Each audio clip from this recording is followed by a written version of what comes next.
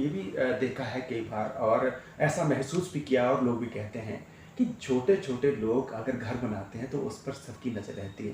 लेकिन बड़े-बड़े लीडर या ऐसा कहें कि रसूखदार या कोई बिज़नेसमैन घर बनाते हैं तो उन पर किसी की नज़र नहीं रहती है। चाहे उसने सारी अवैध कटान करके ही लकड़ी क्यों ना लगाई हो। तो उस पर कार्रवाई करने से फॉरेस्ट डिपार्टमेंट के लोग डरते क्यों हैं? ऐसा भी सुना है कि अवैध कटान के मामले अधिकतर डिपार्टमेंट के लोगों की मिलीभगत से ही होते हैं। टीडी का किस तरह से प्रावधान रहता है सर? हमने ये भी सुना है कि जिसकी चलती है उसको से टीडी मिल जाती है, लेकिन जो गरीब है बेचारे उनको टीडी मौके पर नहीं मिलती है सर। उनको बार-बार दफ्तर के चक्कर लगाने पड़ते हैं। तो ऐसा कोई प्रावधान बताएँ ताकि उनको यहाँ-वहाँ ना घूमना पड़े। सही जगह पर कहाँ अप्लाई करें ताकि उनको समय पर टीडी मिल सके? पहले आपके ना एक फॉरेस्ट रेस्ट हाउस होते थे। हम जब छोटे-छोटे होते तो हम भी सुनते थे कि फॉरेस्ट रेस्ट हाउस और बड़े अच्छे होते थे, सुंदर और रहते भी थे। और अमूमन जो रेस्ट हाउस अभी तो बहुत रेस्ट हाउस बन चुके हैं, लेकिन अगर कोई बाहर से कोई पर्यटक भी आते थे तो आपके रेस्ट हाउस में रहते थे। लेकिन अब धीरे-धीरे उनकी सजावट तो क्या, वो खंडर होते जा रहे हैं। ऐसी क्या नौबत आ गई कि भी फॉरेस्ट जो आपके फॉरेस्ट गार्ड है, क्या वहाँ रुकना नहीं चाहते? गाँव में कुछ लोग अभी भी गैस की बजाय ईंधन के लिए लकड़ियों का इस्तेमाल करते हैं सर। तो मुझे लगता है कि जो सूखी लकड़ी होती है उसका इस्तेमाल करने में कोई गुरेज नहीं होना चाहिए, क्योंकि लेकिन हमने अमूमन ये देखा जाता रहा है कि जो फॉरेस्ट गार्ड है वो जो सूखी लकड़ी अगर कोई महिला या कोई बुजुर्ग अपने घर के लिए इस्तेमाल करने ले जाते हैं तो उनको पकड़ लिया जाता है। तो ये क्या बाध्य है, ये किया जा सकता है? मुझे लगता है कि अगर वो ईंधन के लिए इस्तेमाल कर रहे हैं क्योंकि उनके भी तो हक है, उस एरिया में रहते हैं, तो आपको लगता है कि उनको इस मामले में छूट मिलनी चाहिए? फॉरेस्ट राइट को लेकर जो जो गुर्जर समुदाय के लोग हैं हर बार मिलते रहते हैं, उनको लगता है कि उन्हें फॉरेस्ट राइट हैं उनके, और उनको कोई घास काटने का परमिट चाहिए होता है। तो वो लंबे समय से वो घूम रहे हैं, तो उनका क्या समाधान हो सकता है सर? अच्छा सर, एक और बात, आपके डिपार्टमेंट के कुछ लोग अच्छा कार्य करते हैं और हर बार सम्मानित होते हैं, लेकिन सम्मानित ऐसे लोग होते हैं जिन्होंने कुछ नहीं किया होता, वो चमचागिरी करते हैं, या पॉलिटिशियन की करेंगे या अफसरों की। लेकिन जो व्यावहारिक तौर पर जो ईमानदारी से कार्य करते हैं, उनको कभी प्रोत्साहन नहीं मिला है। तो इस मामले में आपकी तरफ से कोई वकालत होगी कि जो कर्मठ व्यक्ति है, कोई कर्मठ अफसर है, उसको सम्मानित किया जाना चाहिए। यूनिफ़ॉर्म है आपकी फॉरेस्ट की, दिखने में अच्छा लगता है कि जब कोई आता है, लेकिन वर्दी का एक अलग रूप होता है। पहले नज़र आते थे फॉरेस्ट गार्ड और जो भी अफसर थे, लेकिन अब वो कभी-कभार जब कोई आएगा या मिनिस्टर आ गए, तो क्या आपको लगता है कि वो वर्दी की अनदेखी है, या जो कद का जो आप मुझे लगता है कि गरिमा होती है फॉरेस्ट डिपार्टमेंट की, वो धीरे-धीरे धूमिल हो रही है? फॉरेस्ट एकेडमी सुंदरनगर के डायरेक्टर हैं सर। वहाँ पर सुना है हंगामा हुआ है, तो इस मामले में कोई इंक्वायरी हो रही है सर इस मामले में? नमस्कार, मैं हूँ सोमी प्रकाश दुबेटा और मेरे साथ हैं मेरे सहयोगी हितेश परियार। आज हम हैं chief conservator of forest Chamba H के सरवटा जी। उनसे बात करेंगे क्योंकि आजकल बहुत सारी आगजनी की घटनाएं हो रही हैं और कुछ शरारती लोग इन्होंने पकड़े भी हैं ताकि इस तरह की आगजनी की घटनाएं ना हो। और सबसे बड़ा मसला ये भी है कि चंबा जिले में एक अवैध कटान हुआ है, उसको लेकर चर्चा है, और हालांकि इन्होंने कुछ सस्पेंड भी किए हैं ताकि इस मामले में निष्पक्ष तरीके से कार्रवाई हो सके हैं। और सबसे बड़ी बात ये भी है कि ये जो एच के सरवड़ा जी हैं, ये सुंदरनगर जो फॉरेस्ट एकेडमी है उसके डायरेक्टर भी हैं और उसका चार्ज भी देख रहे हैं। वहाँ पर कुछ हंगामा हुआ था, उस मामले में भी इन्होंने निष्पक्ष कार्रवाई की है और निष्पक्ष तरीके से कार्रवाई करने के लिए जाने जाते हैं। और इन्हें जो लगता है कि विभागीय हित में और सरकारी हित में जो भी है, इनके पास जो नेतृत्व है वो पूरी ईमानदारी से उसका निर्वहन करते हैं। पहले तो स्वागत है एच के सरवटा जी। Thank you. अच्छा, चूंकि सर आजकल आगजनी की बहुत सारी घटनाएं हो रही हैं, करोड़ों की वन संपदा राख हो रही है, जीव जंतु मर रहे हैं, तो ये आगजनी की घटनाएं ना हो या कम हो, तो फॉरेस्ट डिपार्टमेंट के माध्यम से कोई ऐसा प्रयास किया जा रहा है सर?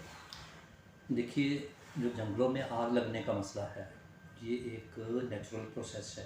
फायर सीज़न आता है, इसमें आग लगती है, लेकिन हम इसको कितनी अच्छी तरह कंट्रोल कर पाते हैं, कितना लोगों का सहयोग मिलता है, इस पे डिपेंड करते हैं कि हमने अपनी वन संपदा को कितना बचाया है। तो इसके लिए विभाग का हमेशा कोशिशें रहती है कि आग की घटनाएं कम से कम हो। होता है कि 2-3 साल बाद फायर सीज़न जो है हमारा बड़ा भयानक रूप लेता है। इस तरह की घटनाएं पीछे अगर रिकॉर्ड में देखें तो होती रही हैं। तो इस साल की अगर बात करें तो इस साल भी आग जो है बहुत ज़्यादा जंगलों में लगी है, ना कि सिर्फ चंबा में, पूरे हिमाचल में। और हम हिमाचल से बाहर की बात करें तो दूसरे स्टेट्स में भी फायर की बहुत ज़्यादा घटनाएं हुई हैं। जहाँ तक हम डिपार्टमेंट की बात करें तो डिपार्टमेंट ने इसको डिटेक्ट करने के लिए बहुत अच्छे प्रयास किए हैं। इसमें जो हमारी दूसरी संस्थाएं हैं, फॉरेस्ट सर्वे ऑफ इंडिया है, रिमोट सेंसिंग की है, वो काफ़ी हमें सहयोग करती है। सैटेलाइट के थ्रू हमें इंफॉर्मेशन मिलती है कि कहाँ पे आग लगी है। हालांकि हमारा स्टाफ भी सतर्क रहता है, खुद देखता है कहाँ पे लगी, लेकिन ये जो हमारा रिमोट सेंसिंग है, फॉरेस्ट सर्वे है, ये हमें सैटेलाइट के थ्रू मैसेज कंजर्वेटर को कन्वे होते हैं, डीएफओ को होते हैं, लोअर लेवल पे फॉरेस्ट गार्ड तक, इन सभी को मैसेज कन्वे होते हैं ताकि हम जल्दी से जल्दी उस जगह पे पहुंच के फायर को कंट्रोल कर पाएँ। अगर हम बात करें तो इस वर्ष अभी तक हमारे पास जो फायर के हैं 345 केसेस, 345 जगह आग लगी है, हमारे पास इसकी रिपोर्ट आ चुकी है। और हम अगर एरिया की बात करें तो 3800 हेक्टेयर के लगभग हमारा एरिया जला है। हम इन एरिया को 2 भागों में बांटते हैं। एक हमारा वो एरिया होता है जिसमें हमने प्लांटेशन कर रखी है, नए जंगल बना रहे हैं। दूसरा ये जो है कि नेचुरल जंगल जो हमारे पहले से एग्जिस्ट कर रहे हैं। अगर हम इसकी बात करें हैं तो टोटल हमारे पास 3200 हेक्टेयर के लगभग ऐसा जंगल है जो नेचुरल था जिसमें आग लगी है, और लगभग 700 हेक्टेयर के करीब जो है वो प्लांटेशन, जिसमें हमने प्लांटेशन कर रखी है, उस एरिए में आग लगी है। आग से नुकसान हुआ है, अगर हम इसकी पैसे में बात करें तो हमें लगभग 1 करोड़ 80 लाख के लगभग का नुकसान हुआ है। ये नुकसान जो है हमारा अभी तक आंशिक गिना जाता है। पुष्टि इसकी हमारी बरसात के बाद होती है, क्योंकि ज़्यादातर जंगल में ये होता है कि ग्राउंड फायर हुई, केवल ज़मीन पे आग लगी, जो नीचे गिरी हुई पत्ती है, चीड़ की पत्तियाँ हैं, दूसरा है, वो चीज़ें जली, लेकिन एक्चुअली प्लांट को लॉस नहीं हुआ। वो हम किस तरह देखते हैं कि जो नेचुरल फॉरेस्ट है, अगर वो थोड़े बहुत झुलसे हो तो क्या वो बरसात के बाद दोबारा हरे हो गए हैं। और इसी तरह प्लांटेशन में देखते हैं कि अगर हमने 100 प्लांट लगाए थे तो उसमें कितने पूरी तरह जल गए हैं और कितने दोबारा सर्वाइव कर रहे हैं। तो ये लॉसेज जो हमारा लगभग 2 करोड़ का है, ये कम जाता है, काफ़ी कम हो जाता है उसके बाद, क्योंकि हम इसको दोबारा बरसात के बाद दोबारा ये एरिए हमारे रिकॉर्डेड रहते हैं, जीपीएस में भी रिकॉर्डेड रहते हैं, और हमारे रेंज डिवीज़न लेवल पे जो रिकॉर्ड है उसमें भी रहते हैं। हम खुद भी जाते हैं, स्टाफ को भी भेजते हैं, अलग अलग जगह पे हमारा स्टाफ जाता है, दोबारा इसको देखता है कि एक्चुअल लॉस कितना है। तो ये एक्चुअल लॉस हम दोबारा से सरकार को बताते हैं, और उसके मुताबिक अगर हमारे को दोबारा कहीं पे प्लांटेशन करनी है, कोई और चीज़ें करनी है, तो वो की जाती है। अच्छा सर, मैं प्लांटेशन का देख रहा था कि प्लांटेशन हर साल बहुत सारे पौधे लगाए जाते हैं जी। सर। जिस हिसाब से मुझे लगता है कि फॉरेस्ट डिपार्टमेंट पौधे लगाता है सर, उस हिसाब से तो मुझे लगता है कि पूरे चंबा में प्लांटेशन हो जाती, लेकिन हर बार वो आंकड़ों का खेल होता है कि जी। इतने ज़्यादा प्लांटेशन हुई, तो ज़मीनी हकीकत कुछ और है और आंकड़ों में कुछ और है। चल क्या रहा है सर फॉरेस्ट डिपार्टमेंट में? देखिए, एक तरह से मैं ये कहना चाह रहा हूँ कि जो लोगों के मन में भ्रांति है कि प्लांटेशन बहुत ज़्यादा हो गई, उसके हिसाब से सर्वाइवल कम है। साइंटिफिकली अगर हम देखें, 1 हेक्टर में अगर हम 400 प्लांट लगाते हैं, 400 प्लांट होते हैं, तो हमारा एक बहुत ज़्यादा अच्छा फॉरेस्ट गिना जाता है। लेकिन हम स्टार्टिंग में क्या करते हैं कि हम 1100 प्लांट लगाते हैं, उसमें कितनी सर्वाइवल है उसको बार बार देखते हैं। अगर 1100 में से हमारे 400 प्लांट, ये लगभग आपके 30-35% के लगभग आ गए, ठीक है। तो अगर हमारे 35% भी सर्वाइवल रहती है, तो एक अच्छा जंगल इससे तैयार हो जाता है। दूसरी बात करें, हम हिमाचल में सभी के पास ज़मीन है, सभी देखते हैं बगीचे हैं, खेत हैं।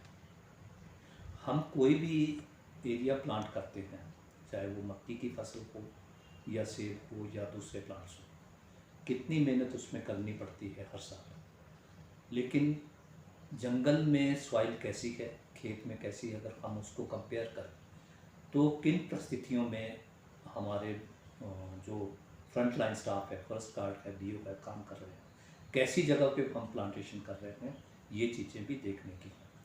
और दूसरा मैं ये बताना चाहूँगा कि इसके साथ हम ये कंपेयर बिल्कुल नहीं कर रहे हैं कि हम जंगलों से निकाल कितना रहे हैं। मेरे पास डाटा अभी उपलब्ध है, मैं बताना चाहूँगा।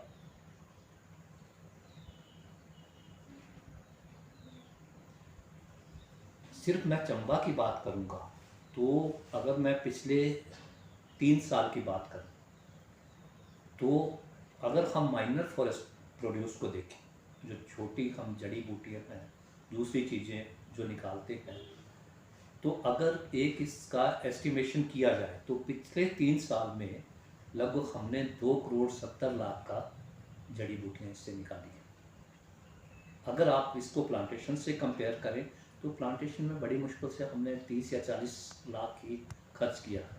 दूसरा, अगर हम फॉरेस्ट कॉरपोरेशन का डाटा देखें तो जो हमने फॉरेस्ट कॉरपोरेशन के थ्रू जंगलों से निकाला है, ये लगभग 490 करोड़ का हमने जो है ड्राई या गिरे हुए पेड़ वहाँ से निकाले हैं। 490 करोड़, और हम दूसरा लगाने की जड़ी बूटियाँ कितना निकालें, अगर उसके को कंपेयर करें हमने जंगल में खर्च कितना किया, तो लगभग 4-5% इतना हम प्लांटेशन पे खर्च कर रहे हैं। मतलब जो लोगों को दिखता है कि वो वैसा नहीं है, इसके हाँ। परसेंटेज होता है और हाँ। ग्रोथ रेट भी देखा जाता है बिल्कुल। और उसमें उसका सर्वाइवल रेट देखा जाता है कि कितनी प्लांटेशन हुई है और कितनी ग्रोथ रेट रही है उसकी। बिल्कुल। अच्छा सर, एक और बात आती है कि अवैध कटान को लेकर आजकल काफ़ी मामले आ रहे हैं। अभी चुनाव घनसाव क्षेत्र में काफ़ी चर्चा में है, बहुत सारे पेड़ गिरे थे, अब काटे हैं। मसला है क्या सर, वो किस तरह का अवैध कटान है सर? देखिए, अवैध कटान क्यों होता है, इसको अगर हम लेके चलें, पहली चीज़ तो है कि लोगों की ज़रूरत है, दूसरा है लालच भी हो सकता है।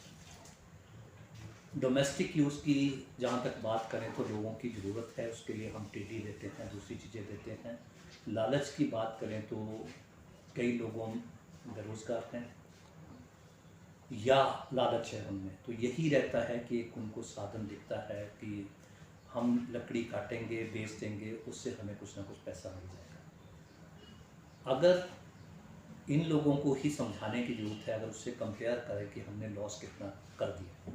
एक पेड़ अगर देवदार का देखें तो 200 साल उसको कम से कम तैयार होने में लगते हैं और काटने में हमारे को शायद उसमें 200 मिनट भी ना लगते हैं।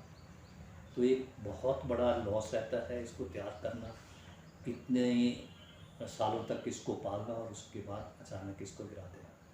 हम सिर्फ हिमाचल में ये देख पा रहे हैं कि इससे लकड़ी मिलती है, लेकिन अगर विश्व के स्तर पे देखें, भारत के स्तर पे देखें, अभी आपने देखा कोरोना काल आया था, ऑक्सीजन की कितनी कमी हो गई थी। तो ये इनडायरेक्ट बेनिफिट जो हमारे को देते हैं सामने आ रहे हैं, ऑक्सीजन है, पानी है, ज़्यादा ज़रूरत यही रहेगी। इनडायरेक्ट बेनिफिट हम इसके नहीं देख पा रहे हैं और शायद इस चीज़ का हमें मुआवजा भी नहीं मिल पा रहा है। हालांकि हिमाचल सरकार ने केंद्र सरकार से बार बार कहा है कि हम जो अपने फॉरेस्ट बचा रहे हैं, क्योंकि एक जो हमारा डायमीटर हो जाता है, मैच्योर ट्री हो जाता है, चाहे वो हमारे खेत में है चाहे जंगल में है, एक मैच्योरिटी के बाद उसको हटाना ठीक रहता है। हम ग्रीन फेलिंग कम्प्लीटली बैन किए हुए, तो उसका हमें भारत सरकार से कुछ ना कुछ मिलना चाहिए मुआवजा। ये हमारी सरकार बार बार बोलती रही है, लेकिन वो नहीं मिल पा रहा है। तो अगर ये चीज़ें आ जाएं तो हम और ज़्यादा प्रोटेक्शन दे सकते हैं। जहाँ तक इलिसिट फेलिंग की बात है तो उसमें हमेशा हमारा स्टाफ जो है सतर्क रहता है, लेकिन फिर भी क्योंकि मेरा जो स्टाफ है वो इतना ट्रेंड नहीं है या ऐसी फैसिलिटी नहीं है कि हर जगह जा अच्छा पाएँ, सर, लेकिन जी, जी। लेकिन आज की डेट में जो इस तरह के लोग हैं, लालची लोग हैं या स्मगलर हैं या दूसरे हैं, वो पूरी तरह से इक्विप्ड हैं, ठीक है। उनके पास पावर चेन सॉ है, जहाँ पहले आधा दिन लग जाता था एक पेड़ गिराने को, 5 मिनट लगते हैं और 5 मिनट में वो काट के बाहर ले जाते हैं। और जहाँ तक फॉरेस्ट स्टाफ की बात करें तो उनके पास ऐसे साधन नहीं हैं कि हर चेक पोस्ट पे या हर जगह नाका लगा के उनको पकड़ पाए। मतलब मेन पावर नहीं है या फिर ऐसे साधन नहीं है जिसकी वजह से अवैध खदान को रोकने में नाकाम है फॉरेस्ट डिपार्टमेंट? नहीं, ऐसा नहीं है कि मैन पावर नहीं है, लेकिन इतना मैं ज़रूर कहूँगा कि जैसे जैसे हमारे सिनेरियो चेंज हो रहे हैं या जगह जगह हमारे रोड बन रहे हैं, है ना, बाहर निकलने के रास्ते ज़्यादा हो गए हैं, उस हिसाब से स्टाफ हमारे को कम लगता है। दूसरा, हमने अपने स्टाफ को उस तरह से मॉडिफाई नहीं किया है, वैसी सुविधाएं नहीं दी है जो आज के हिसाब से होनी चाहिए। मतलब सिक्योरिटी, मोबिलिटी, मतलब मुझे लगता है कि सिक्योरिटी पॉइंट ऑफ व्यू से कहना चाह रहे हैं आप? बिल्कुल बिल्कुल मोबिलिटी की कमी है। अगर आपने किसी का पीछा करना है तो एक अकेला फॉरेस्ट गार्ड नहीं कर सकता, उसको हेल्पर चाहिए, उसके पास हथियार होने चाहिए, उसके पास इस तरह का कम्युनिकेशन होना चाहिए कि वो किसी भी स्टेज पे अपने साथियों की, पुलिस की या दूसरे लोगों की मदद ले पाए। उसमें हमें अभी भी कमी महसूस हो रही है। जैसे पुलिस को हमने मॉडर्नाइज किया है, हमें फॉरेस्ट डिपार्टमेंट को, अपने फ्रंट लाइन स्टाफ को भी मॉडर्न इक्विपमेंट देने की ज़रूरत है और उनको और ज़्यादा मोटिवेट करने की सुविधाएं देने की मतलब सिक्योरिटी ज़रूरत तौर है। पर सिक्योरिटी मिलनी चाहिए और सबसे बड़ी बात ऐसे साधन होना चाहिए ताकि वो जब जरूरत पड़े तो उसका वो इस्तेमाल कर सके। बिल्कुल, सिक्योरिटी के साथ साथ ज़रूरी है कि उनको उस तरह की पावर्स होनी चाहिए। अब छोटा सा एग्जांपल दूँ, इलिसिट फेलिंग होती है, जब वो कोर्ट में केस जाता है तो कोर्ट उसमें गवाह मांगता है। अब फॉरेस्ट गार्ड जंगल के अंदर पकड़ रहा है, वहाँ से कैसी गवाही दें। हालांकि कई स्टेट में रूल्स चेंज हो गए हैं, उसमें सिंगल जो गार्ड की गवाही है उसको फाइनल माना जाता, क्योंकि वो समझते हैं कि गार्ड वहाँ से गवाह कहाँ से दूंगा, और वहाँ पे जो इलिसिट करने वाला या जो स्मगलर है वो पैसे वाला आदमी है, मजबूत आदमी है, उसके सामने कोई भी गवाह खड़ा होने से डरता है। तो ऐसे में बहुत ज़रूरी है कि जहाँ ज़रूरी हो हमारे कानून में भी थोड़ी बहुत मॉडिफिकेशन होने की ज़रूरत है। मतलब आपके हिसाब से जो फॉरेस्ट गार्ड अगर कहीं अवैध खनन का मामला पकड़ता है तो उसमें गवाह की जरूरत नहीं होनी नहीं, चाहिए? केवल फॉरेस्ट गार्ड, क्योंकि वो गवर्नमेंट के बिहाफ पे काम कर रहा है और वो झूठ नहीं बोल सकता, तो उसकी जो गवाही है उसको ही फाइनल माना जाना चाहिए। उसके अलावा किसी गवाह की ज़रूरत नहीं पड़नी चाहिए। गवाह मिल जाते हैं, अच्छी बात है, अगर नहीं भी मिलते हैं तो फॉरेस्ट गार्ड की अब गवाही को भी उसमें फाइनल माना जाना चाहिए। एज ए चीफ कंजर्वेटर आप यही वकालत करते हैं कि जो फॉरेस्ट गार्ड है अगर अवैध खनन का मामला पकड़ता है तो उसकी जो कार्रवाई है उसको ही पुख्ता प्रमाण माना जाए? बिल्कुल, उसको ही माना जाना चाहिए। और अभी तक जो हमारे पास मामले आ रहे हैं वो कहीं एफआईआर भी लॉन्च करवाने जाता है तो उसमें भी उससे गवाह मांगे जाते हैं। कहाँ से गवाह लाएगा, कोर्ट में जाता है वहाँ गवाह मांगे, तो उसमें एक तो होता है कि वो केस लेके जा रहा है, पकड़ रहा, पता नहीं कैसी मुश्किल से पकड़ रहा, उसके अलावा वो अपने आप को हरास महसूस करता है कि मैं कहाँ से गवाह लाऊंगा, कहाँ से करूँगा। इस मामले में एक तरह से वो डिमोरलाइज होता है कि आगे से मैं केस ही ना पकड़ूँ तो अच्छा है। उसमें थोड़ी सी उसको सपोर्ट पुलिस से, थोड़ी सी विभाग से और थोड़ी सी सरकार से होनी चाहिए, और जहाँ ज़रूरत है हमारे को अपने कानून थोड़े से मॉडिफाई करने चाहिए, उसकी गवाही को फाइनल माना जाना चाहिए। जैसा कि चीफ कंजर्वेटर कह रहे हैं एच के सरवटा जी की जो फाइनल जब केस जाता है कोर्ट में तो बिना गवाही की दिक्कत रहती है, इसलिए जो फॉरेस्ट गार्ड जो मामला पकड़ता है उसी को फाइनल माना जाए। वैसे सर, चुनाव विधानसभा क्षेत्र में काफ़ी ज़्यादा पेड़ कटने की शिकायतें मिली है। कहते हैं कि 700 से ज़्यादा पेड़ कटे थे और अवैध कटान हुआ है और वो गायब है। कहाँ चले गए इतने ज़्यादा पेड़? इसमें देखिए, जैसे ही हमारे पास शिकायत आई तो सबसे पहले हमने गस्टेड ऑफिसर हमारे डीएफओ लेवल के ऑफिसर सर्कल ऑफिस में बैठते हैं, जिसको हम डीएफओ हेडक्वार्टर कहते हैं। उनको हमने मौके पे भेजा बिना किसी को बताए, ताकि जो हम तथ्य सामने ला सके, जो सच्चाई है।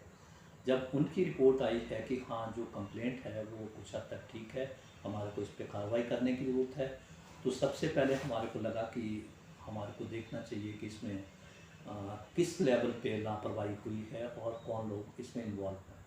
तो जहाँ जो हमारे को कंप्लेंट मिली उसके हिसाब से हमें जिन लोगों पे शक था, तो सबसे पहले हमने एक टीम बना के, उसमें भी हमने चुरा का बहुत कम लोग रखे थे जो हमारे स्टाफ पे थे।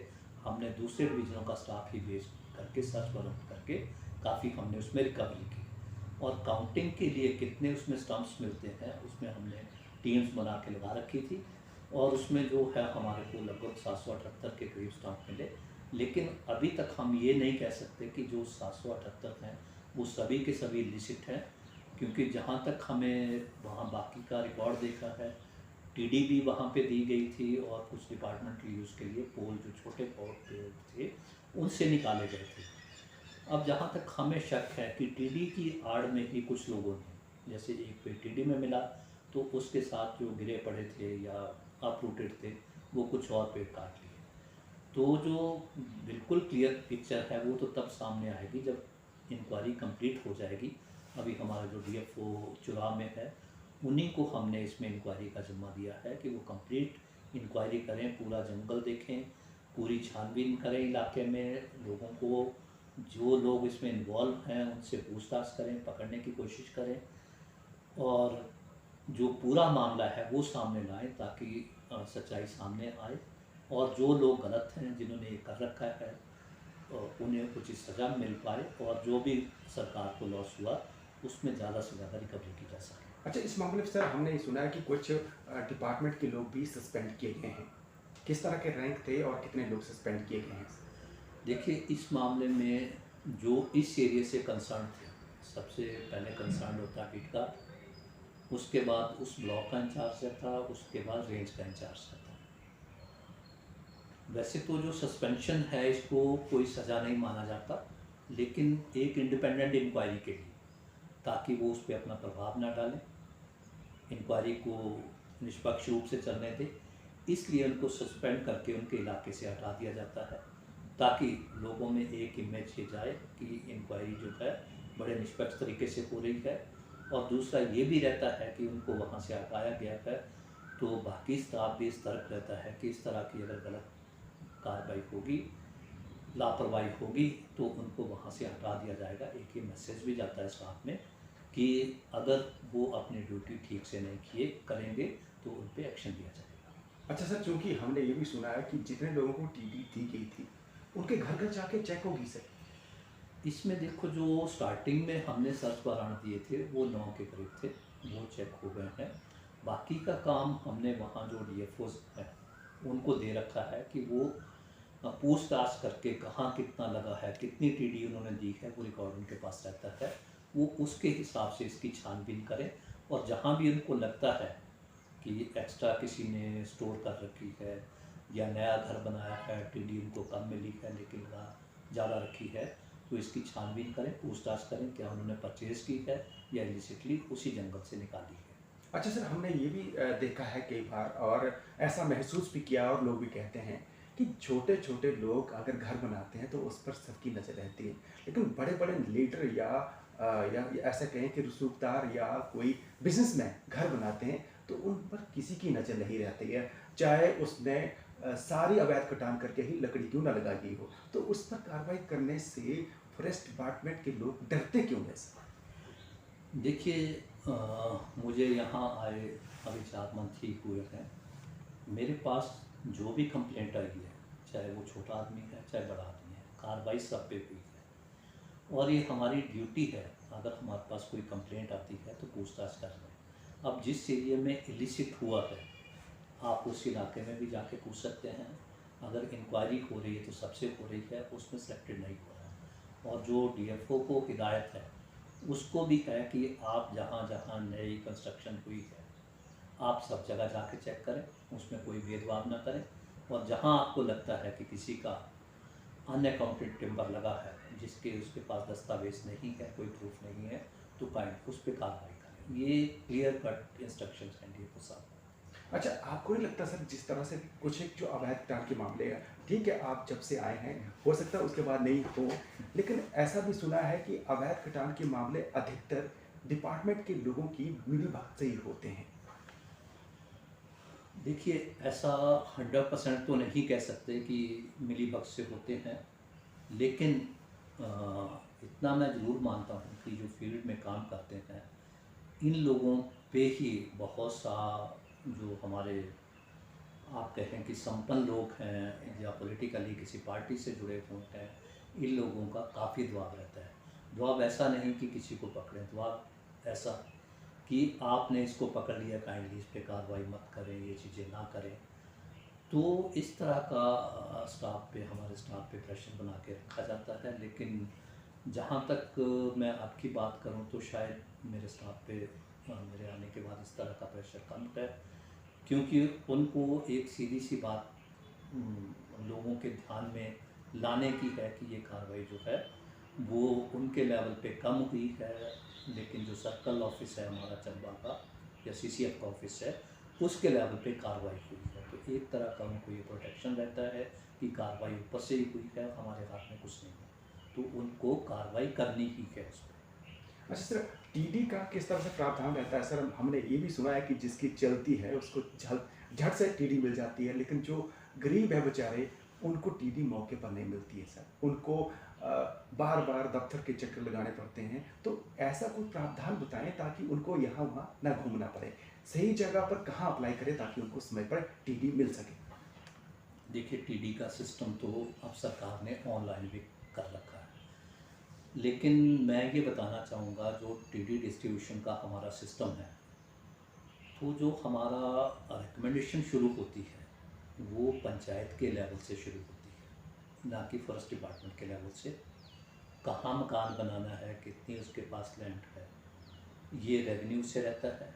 उसके बाद इसमें जो कंसर्न प्रधान है वो देखते हैं कि ये जेन्युइन है या नहीं। डिपार्टमेंट में तो बहुत बाद में बात आती है, लेकिन उसके बावजूद भी हम देखते हैं कि जो रिकमेंडेशन है उसके हिसाब से मकान बना रहा है या नहीं। और दूसरा, जब वो टीडी लेता है तो एक ये भी कंडीशन रहती है कि क्या जिस काम के लिए उसने टीडी ली है, क्या उस काम में लगा दी है। अगर नहीं लगाई है तो ये प्रावधान है कि उस टीडी को भी हम जब्त कर सकते हैं। ऐसा नहीं है कि एक बार टीडी ले ली और 30 साल तक, 20 साल तक, 15 साल तक उसको स्टोर रखा, वो इमीडिएटली लगानी होती है। और इसकी रिपोर्ट भी बाकायदा हम अपने जो फॉरेस्ट गार्ड है, फ्रंट लाइन स्टाफ है, उससे लेते हैं कि जितनी टीडी दी थी वो ठीक से यूज़ हो गई है। अच्छा सर, एक पहले आपके ना एक फॉरेस्ट रेस्ट हाउस होते थे। हम जब छोटे छोटे होते तो हम भी सुनते थे कि ये फॉरेस्ट रेस्ट हाउस, और बड़े अच्छे होते थे, सुंदर और रहते भी थे।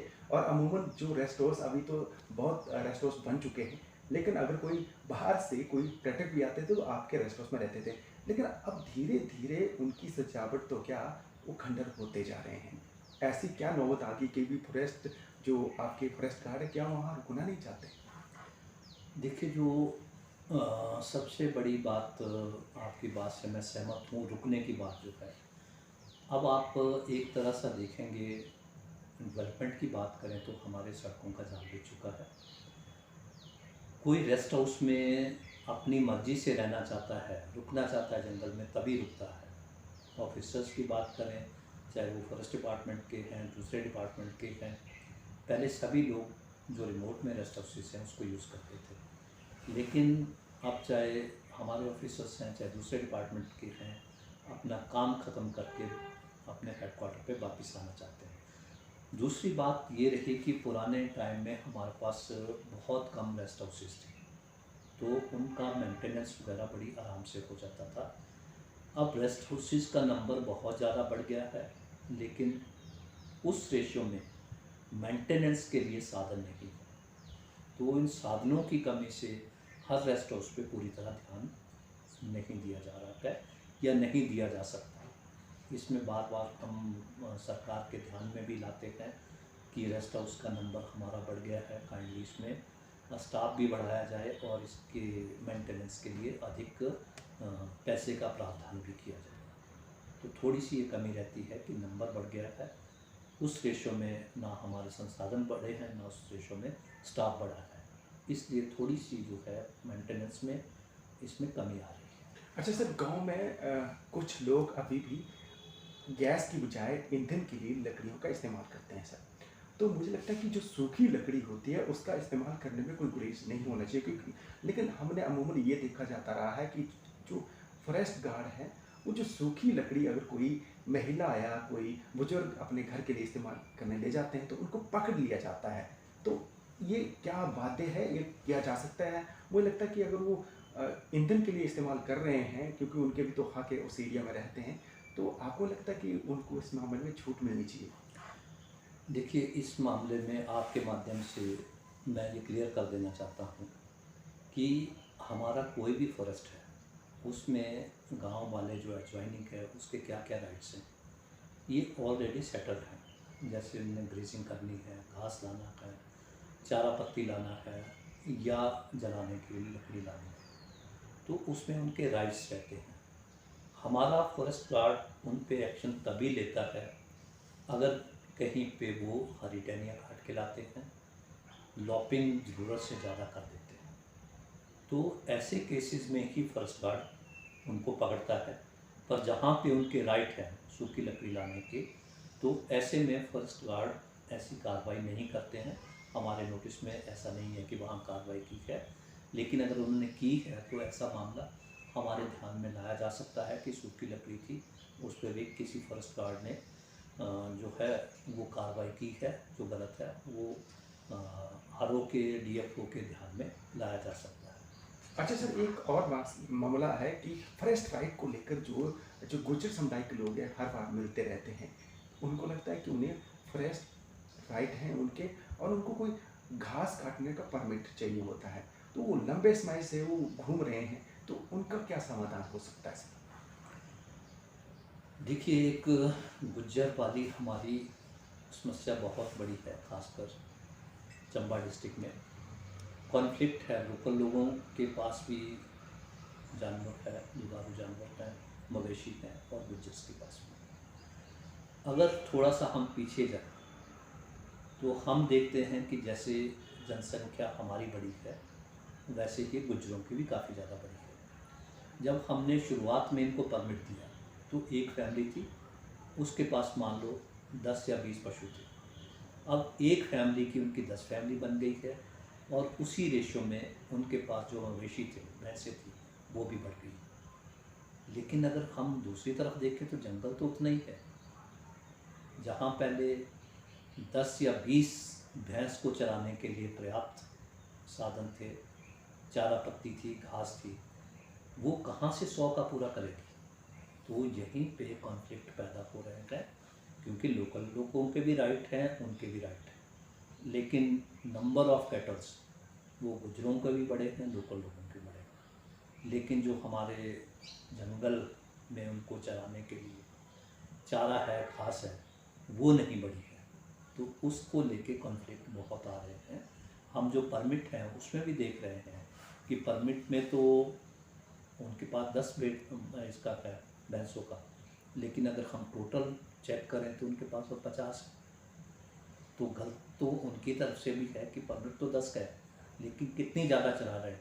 तो फॉरेस्ट राइट को इसी मामले में थोड़ा सा पचड़ा पड़ रहा है देने में। बिल्कुल, फॉरेस्ट राइट में अगर बात करें तो फॉरेस्ट राइट में अगर डिटेल में जाएं या आप इसमें जानना चाहें तो दो तरह के राइट हैं, एक इंडिविजुअल है, एक कम्युनिटी के हैं। कम्युनिटी के राइट हमारे कॉमन हैं, और ये जो राइट्स हैं ज़्यादा कम्युनिटी के हैं, इंडिविजुअल राइट नहीं। ठीक है, इंडिविजुअल की बात करें जो जैसे मैंने पहले कहा था, उनके पास 10 भैंसों का है, 50 का नहीं है, तो मेरा स्टाफ उसमें 50 के लिए उनको अलाउ कैसे करे? क्योंकि बाकी लोगों के राइट इफेक्ट हो रहे हैं, उसमें पब्लिक के राइट इफेक्ट हो रहे हैं।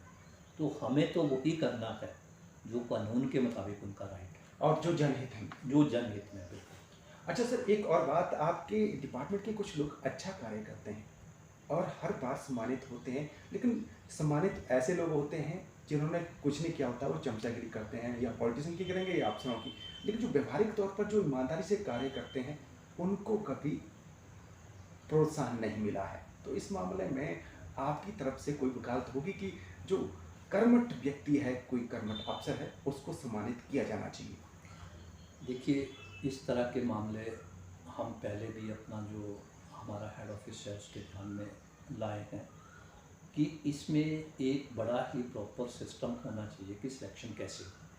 तो कुछ क्राइटेरिया होने चाहिए कि ये क्राइटेरिया है जिसको फुलफ़िल करता है। रिकमेंडेशन फील्ड से जानी चाहिए और उन्हीं के हिसाब से चुना जाना चाहिए किसको प्राइज़ मिलना चाहिए। मैं यहाँ पे बात करूँगा कि ना कि सिर्फ फॉरेस्ट ऑफिसर्स या फॉरेस्ट स्टाफ, इसमें कुछ कम्युनिटी के लोग हमारे अच्छे काम कर रहे हैं। फायर केसेस में कम्युनिटी के लोग काफ़ी हेल्प करते हैं, बुझाने आते हैं, फॉरेस्ट के प्रोटेक्शन में आते हैं। अगर इस स्टाफ के साथ साथ हम इनको भी सम्मानित करें, एक अच्छे समारोह में, अच्छे मौके पे सम्मानित करें, तो ये फॉरेस्ट प्रोटेक्शन की तरफ बहुत बढ़िया कदम होगा। अच्छा, और सर एक यूनिफ़ॉर्म है आपकी फ़ॉरेस्ट की, दिखने में अच्छा लगता है कि जब कोई आता है, लेकिन वर्दी का एक अलग रूप होता है। पहले नज़र आते थे फॉरेस्ट गार्ड और जो भी अफ़सर थे, लेकिन अब वो कभी-कभार जब कोई आएगा या मिनिस्टर आ गए, तो क्या आपको लगता है कि वो वर्दी की अनदेखी है, या जो कद का जो आप मुझे लगता है कि गरिमा होती है फॉरेस्ट डिपार्टमेंट की, वो धीरे-धीरे धूमिल हो रही है? देखिए, जहाँ तक वर्दी की बात है, अगर हम दूसरे स्टेट की बात करें तो वहाँ पे जिस पद तक वर्दी है, जैसे रेंज ऑफिसर्स तक, ऑफिस में भी विदाउट यूनिफॉर्म वो नहीं बैठ सकता। लेकिन शायद हिमाचल में थोड़ी सी छूट तो नहीं कहेंगे ये एक तरह की लापरवाही है जो हम अपनी वर्दी का सम्मान नहीं कर रहे हैं, ये करना चाहिए। दूसरा, थोड़ा इसमें सोचने की बात ये भी है कि हमें साल में कितनी बार इनको यूनिफॉर्म दी जानी चाहिए, क्योंकि अगर हमने यूनिफॉर्म दी है तो ये प्रॉपर होनी चाहिए, अच्छी होनी चाहिए और अच्छी दशा में होनी चाहिए।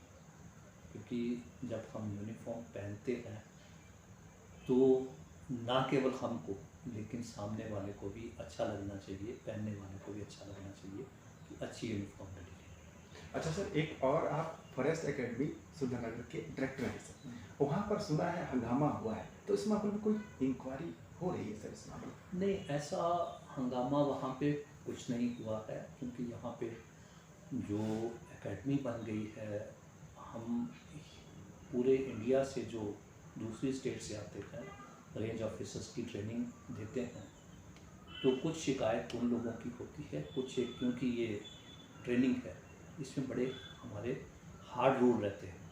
ठीक है, कई बार ट्रेनिंग्स में ये आता है कि उनको लगता है कि हम ऑफिसर्स हैं तो उन रूल को फॉलो नहीं करते हैं, तो उस पर हम एक्शन लेते हैं, लेना पड़ता है। और ट्रेनिंग में हमारी ये ड्यूटी बन जाती है, कल को उन्होंने रिमोट एरिया में काम करना है, पब्लिक के साथ काम करना है, किस तरह से उनको डील करना है, तो हमारी ये पहली ड्यूटी होती है, उसके लिए हम तैयार करें। मुश्किल से मुश्किल कंडीशन के लिए हम उन्हें तैयार करें, तो उसके लिए हमें सख्ती करनी पड़ती है और ये ट्रेनिंग का रूल है और हम उसी के मुताबिक कार्रवाई करते हैं। ऐसा हंगामा वहाँ पे ऐसा कुछ नहीं हुआ है, शिकायतें मिली थी? लेकिन हाँ, ये शिकायतें मिलती हैं, ट्रेनिंग्स की शिकायतें हैं और स्टाफ की भी हैं कि इनडिसिप्लिन हो रहा है, तो उस पर हम वैसे कार्रवाई करते हैं।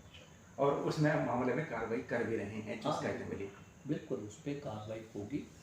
पहले देखी जाती है शिकायत कैसी है, सफाई का मौका दिया जाता है और उसके बाद अगर लगता है कि किसी की गलती है तो उसको सजा दी जाती है। बहुत बहुत धन्यवाद। तो ये थे chief conservator of forest Chamba के HK सरवाटा जी। इन्होंने विभागी से सारी बातें कही हैं और निष्पक्ष तरीके से ऐसी बातें कही हैं जो अफसर कहते नहीं हैं। पूरी ईमानदारी से इन्होंने सारी चीज़ें कही हैं। इसके लिए आपका बहुत बहुत धन्यवाद सर। Thank you.